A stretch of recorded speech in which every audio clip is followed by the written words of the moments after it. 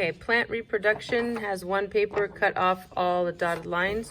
You'll end up with this paper, which we're going to have to trim off the edge right here so that it fits. And then that one will be ready to go. And we're going to glue the papers in first, and then we will discuss them. So first, this one, just a little bit of glue, obviously, because we're going to be writing on these. So just a little bit of glue. This one, just one line down from the top. Flowering plants, just glue that in one line down from the top. And then this one, again, make sure you cut off the extra edge right there on that one. Not too much glue. So glue that at the bottom of that same page. Okay, make sure there's lots of space there. So glue it all the way down to the bottom. And then we're going to go over to this page. Here, see dispersal? Just a little bit, kind of like dots in the corner sort of thing. Gluing this one very near the top edge. Then below that, this picture, these three pictures right here. These three pictures we're going to glue to the far side there, below.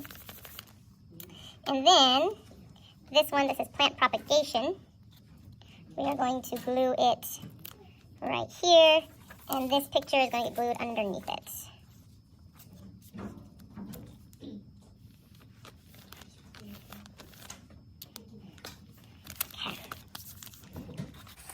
All right, so all the papers glued in, and now, so plant reproduction, okay? Reproduction, we're talking about making babies, making the next generation of plants, okay? How does a plant do that? Well, not all plants do it the same way. The plants that create flowers, the flowering plants, all right? Plants that do flowering, this is a form of sexual reproduction. Sexual reproduction means that we have two parents. That's what sexual reproduction means. We have two parents here. So sexual reproduction by plants is done with the flowers. Sexual reproduction is the ideal. All right? This is the best way to do reproduction for the plant. The plant has sometimes the option to do some asexual reproduction, which we'll talk about in a minute. But this is ideal, because it creates more genetic variety for the offspring. All right, so the babies have more genetic variety. Remember, variety is good. Sexual reproduction for plants is good because we get that genetic variety, which means the species of plant has a better chance of surviving long term. The flower becomes a fruit. This is something that so many people don't understand. You see a beautiful flower on a tree and it's like, oh, what a pretty flower. And it gets pollinated by a bee, and that flower, then it dies. The flower doesn't die. The petals fall off, but the base of that flower grows and develops into what becomes the fruit. A fruit is anything with seeds in it. So the flower becomes a fruit. So a fruit is basically a mature plant uterus. All right? The uterus has matured. There's babies inside of it ready to be filled, all right? It's filled with the fertilized seeds. Seeds are plant embryos, okay? So genetic variety within the species, all right, results in survival, all right? Genetic variety within a species results in better survival. The more variety, the better chance of survival. We're avoiding extinction. Extinction can also happen to plants, not just animals, all right? The species of plants. So we're avoiding extinction because the species is better able to adapt. That genetic variety, more genetic options, and therefore it can make changes to its environment, all right? So we're talking about evolution.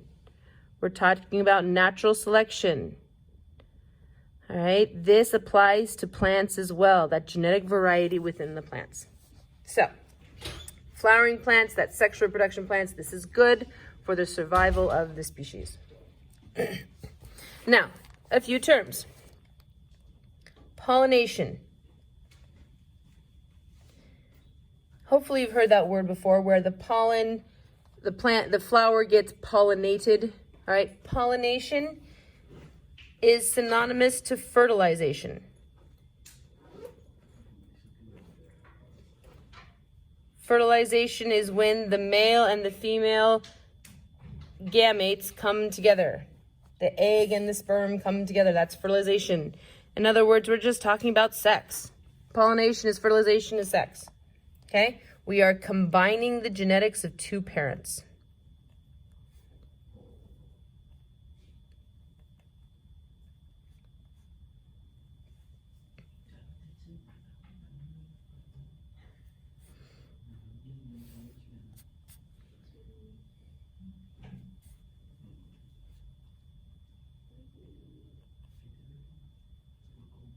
And we combine those genetics of the two parents to be able to produce offspring. The offspring, talking about babies. So we're making babies by combining the genetics of two parents, all right? That is fertilization. Then we're talking about a flowering plant. We call it pollination. All right, so how does that work? That's what the picture is for. That's what this really awesome big picture is about. So let's take a closer look at the picture. All right, this is where you're going to definitely need some colors. I'm going to be using 1, 2, 3, 4 different colors, it looks like here. If you have pink and blue, that's best because we're talking about female and male parts to this. Okay, we're going to start over here. We've got a pretty flower. If you're looking at the flower, the inside of the flower, what's on the inside? The petals on the outside, the pretty part, is for attracting the pollinators, like the bees and other insects and some birds. It attracts the pollinators. That's what the petals are for. What needs to happen is the pollination. So the different parts. Let's look at the female parts first because those are the most visible. All right, so pink for female. The very center, you're going to see this thing sticking out. And if you were to cut it in half, you would actually see inside of it what looks like to become seeds. All right, those, where that very base of it, that's the ovary. All right, that's just like in females and humans, that's where the eggs are stored. This is where the eggs are stored. This style is the tube, and the stigma is the part where the pollen is going to get in. All right, this is where the male part's going to go in, the male gamete. So the stigma, and the stigma actually happens to be kind of sticky, but those three pieces together make up the pistil. All right, all of this, that's the female. This is the female portion of the flower. We have both male and female in the flower. Okay, so that's the female part. What's surrounding it is the male part. These, and the little stand they're on, all right, these are called anthers. Right there, that's an anther. The little stem thing it's on is called the filament. Those parts right there, those are the male part. So, looking at that, zooming in, it's the same thing right here. This is just that, but zoomed in. So, we have here the ovary, the style, and right here, the stigma. Okay? So those same parts right there. Now, we're just getting more detail. Here's the male part. The filament. The anther. Okay, so that's this right here. And the anther is covered with pollen. The pollen grain is the equivalent to sperm. All right? That is the male gamete. All right, so the anther with the filament together is called the stamen. This is all the male parts of the flower. And you've noticed we got 1, 2, 3, 4 male parts. You'll have a single female part. You may have multiple male parts. But it's typical, they're just the one female in each flower and then lots of male parts. Because we need lots and lots and lots and lots of pollen to make sure that as many eggs are formed as possible. Okay, now what happens is this pollen detaches from the anther and attaches to the stigma. And then it attaches to the stigma, it will go down the pollen tube and it will fertilize one of the ovules down here. Okay, so that sperm, that pollen needs to go down there. That's that fertilization process. Now, the stigma, a little note on the stigma. This is covered in nectar. Nectar is sticky. Nectar is sticky. That's how the pollen sticks to the stigma. The nectar is also the source of food for the pollinators. Bees go to the flower for the nectar, not for the pollen. The pollen just happens to be the thing that they move around. What they're really going for is the nectar. This is food for pollinators.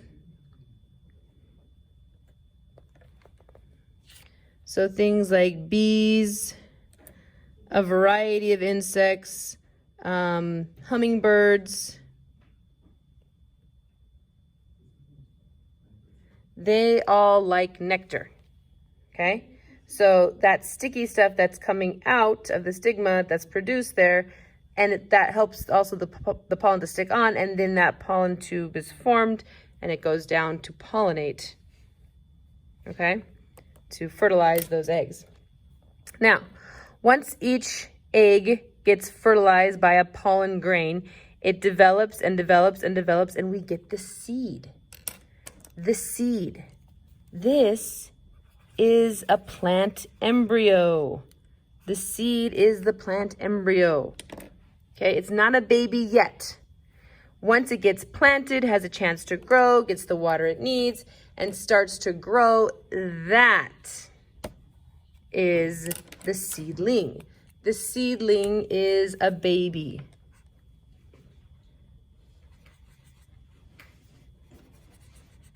The seedling, this is the baby plant. Okay, so this is kind of the process. Some of the ideas, remember, female, pistil, ovary style stigma, stamen, anther, and filament. The sperm is on the anther. The sperm attaches, the pollen grains attach to the stigma that's sticky with nectar and form a pollen tube down to the eggs.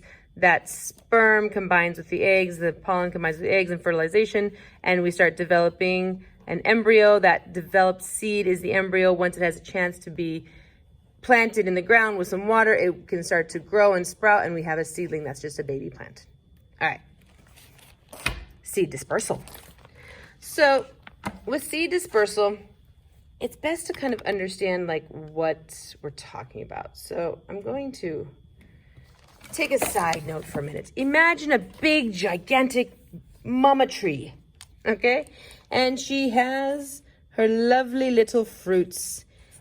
And in those lovely little fruits that she has made, she has all of her babies, those seeds that just are waiting to have the chance to become their own trees one day. All right, so much potential. Each one of those fruits have tons and tons of seeds in them. All right, now, when you have fruit on some sort of a tree, other animals take advantage of that. They eat that fruit. It's yummy. This is a good thing. Yummy is good. The plant does this intentionally. All right, so maybe we have a bird and is going to eat some of that fruit. And so that bird eats that fruit. Well, inside that fruit are the seeds. So as the bird eats the fruit, the bird also eats those seeds. Those seeds go through the digestive system and the bird will poop out the seeds. They won't get destroyed by the digestive system. The seeds are designed this way to survive a digestive system and get pooped out. The bird is not going to eat it, digest it, and poop it out right there. The bird's going to fly away someplace else to poop out those seeds. The seeds are being dispersed. They're being taken from where the tree is someplace else. That's one of the reasons why that's the main reason why it's inside the fruit. So that some animal comes along and eats it. So maybe this time it's I don't know, a horse. All right, comes along, opens up his mouth, eats the apple, eats the fruit, all right? And then the horse will take it along, go someplace else and poop it out. Those seeds will get pooped out. This is dispersing the seeds. Why does it need to disperse? What happens to the fruit that never gets eaten? Let's say this one gets eaten, this one gets eaten, this one, this one, this one. They all get eaten except for this one. What happens to those seeds? Well, eventually the fruit ripens and it goes, falls on the ground.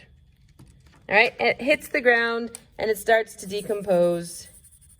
And it decomposes and decomposes, and that's not a bad thing. And eventually it decomposes and all that's left behind are the seeds. Well, those seeds can start to grow. The problem is the big mama tree is so big that as these little seedlings sprout, there's so much shade, all right? The sunlight just can't get to the seedlings. The sun is shining.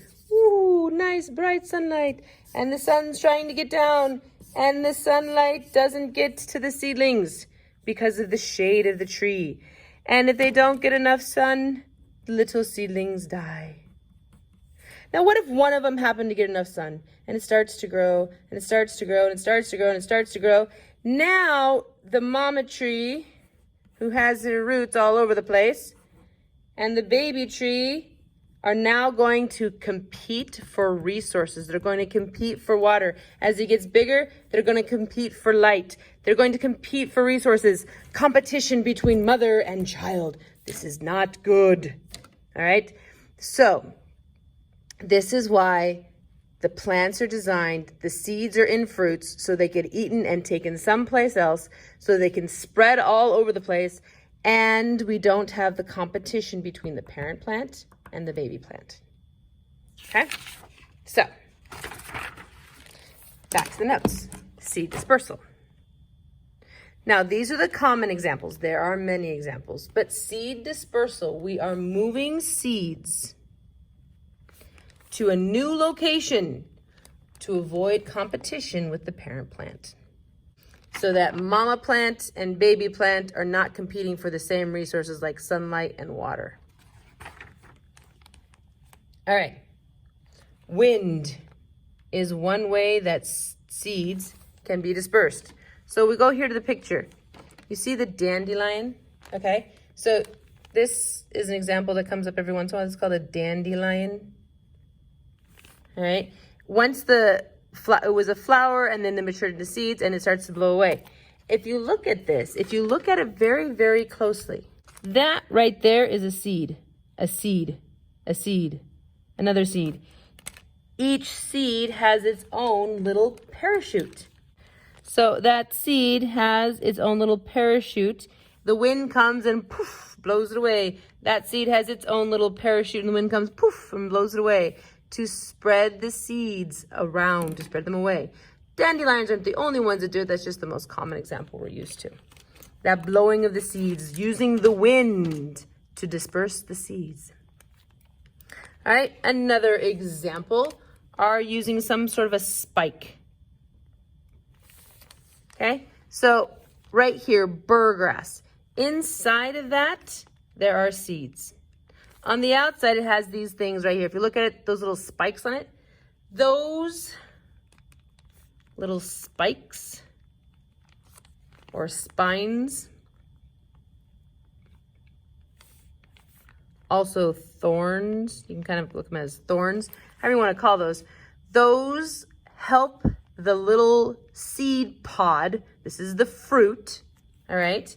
This thing's a fruit, not an edible fruit. This is a fruit because it contains seeds. If it has seeds in it, it's a fruit. The seeds on the inside, this thing attaches to the fur of another animal, of an animal that's walking by, and then that animal, wherever the animal walks and scratches it off, now the seed pod drops someplace else. So this is a great way for dispersing seeds by catching onto the fur of animals and then catching a ride.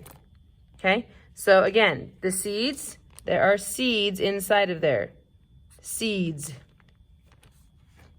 In the apple, there's the seeds inside of the apple. All fruits have seeds in them. So something that you might consider a vegetable like a tomato, it has seeds in it. So technically, it's a fruit. So if it has seeds in it, it's a fruit. Even this thing that's totally not edible, if it has seeds in it, it's a fruit. Fruit is another method of seed dispersal. Seeds inside the fruit. Animals eat the fruit. Seeds survive the digestive system. And then the seeds are deposited, all right? Deposited, aka pooped out, into fertilizer. So this is the actual extra cool thing about it. The poop is actually fertilizer. All right, remember talking about the nitrogen cycle and those nutrients? That's ready to start fertilizing, and those seeds can start growing in that fertilizer. So not only does it get transported someplace else, it gets deposited with fertilizer. So it has even a better chance of survival. Better chance of fully developing. Okay, so that's seed dispersal. Wind, spikes, fruit, all of those dispersing those seeds. All right, plant propagation. Some plants don't use flowers. If they don't use flowers, they have some other way of reproducing. So for those plants that don't have flowers, okay, so we have the flowering plants. Not all plants have flowers. The plants that don't have flowers reproduce by what we call propagation. Now, there are many forms of propagation. There are some, for example, some trees, you can just cut a branch off of it and stick that branch in water, and it starts to grow roots, and it becomes a new tree. I mean, it's really cool. All right, there's other plants like potatoes. You take a potato and you chop it up into pieces, and you put those pieces in the ground, and each one of them becomes a new potato plant. So lots of different ways that plants can propagate, okay? So all you have to do is you need a piece or a part of the parent plant, and it's used to create a new plant. And that new plant is the offspring, the baby.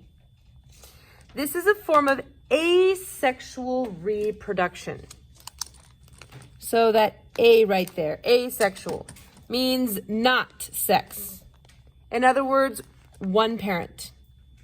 This is just one parent, which means that this one parent passes its genes on to a new plant. That new plant is just like the parent plant. It has the same genetics. Basically, the offspring are just a clone of the parent, all right? The parent and the offspring, the babies, are genetically identical. Completely the same genetically. Now, this results in less genetic diversity.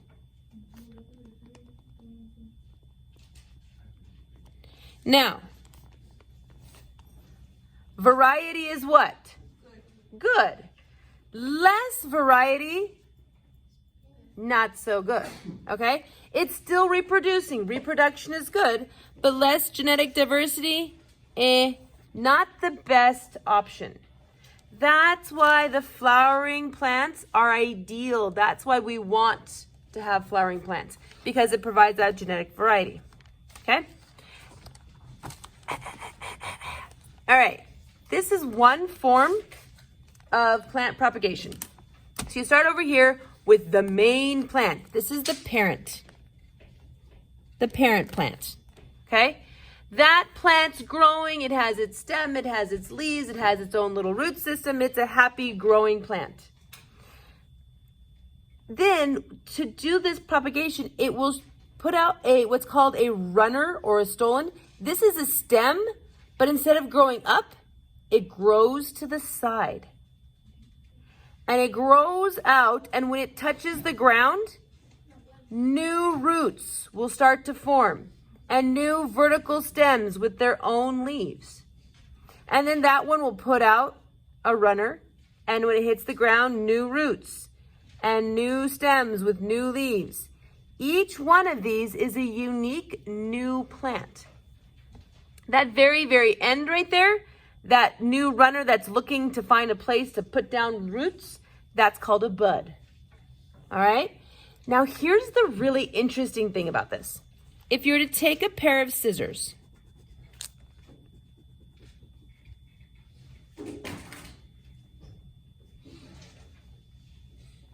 and snip that runner, cut that stem.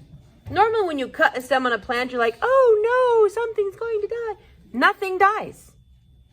There's no vital nutrients moving through that runner because each plant has everything it needs. That's why they're separate plants. That makes them separate plants. So this is an offspring, that is an offspring, that will become an offspring. Okay?